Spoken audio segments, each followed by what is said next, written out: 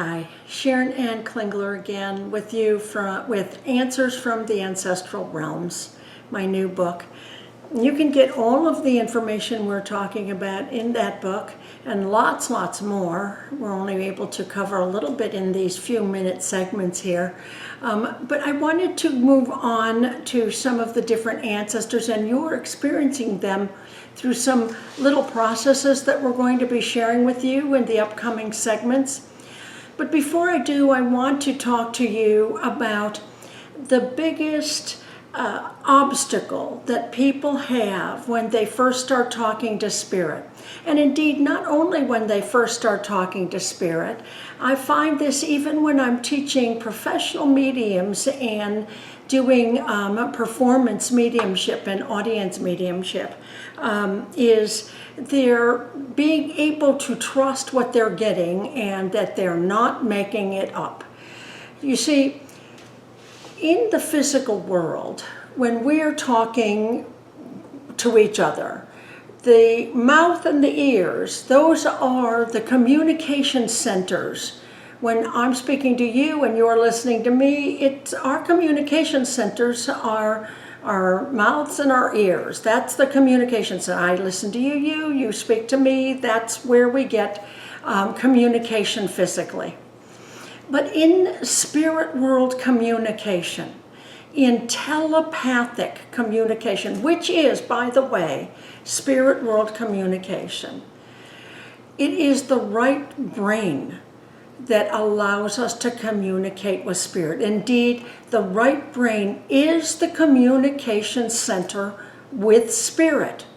So everything happens through the right brain, which is the imaging side of the brain, the imagination.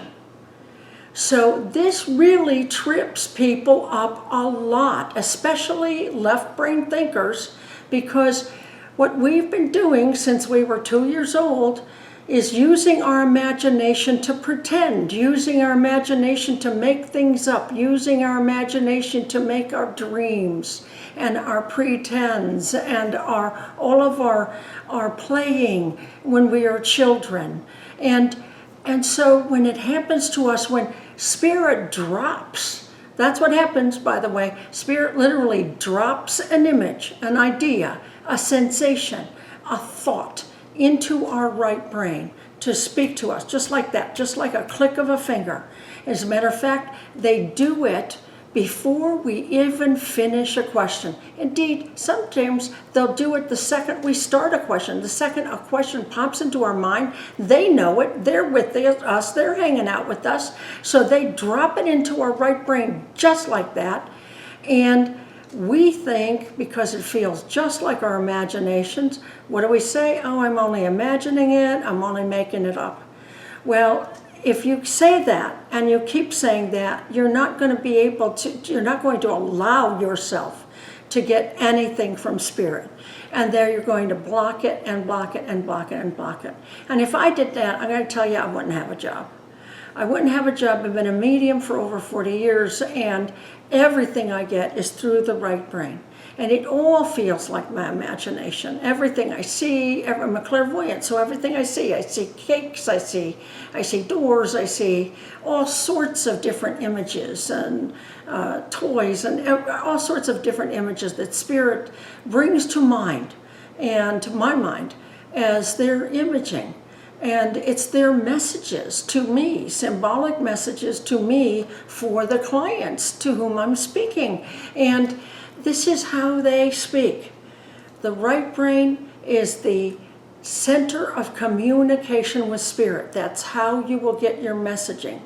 So please do not say, I'm only imagining it. If it feels like your imagination, clap yourself on the back and say, congratulations, I'm getting something from spirit. And trust it, trust it, trust it, absolutely. Okay? Let it come through your right brain and then trust it absolutely. Do that for yourself. Trust everything you perceive. All right? God bless you. That's your lesson for today. Trust it all and give your imagination the job. God bless you.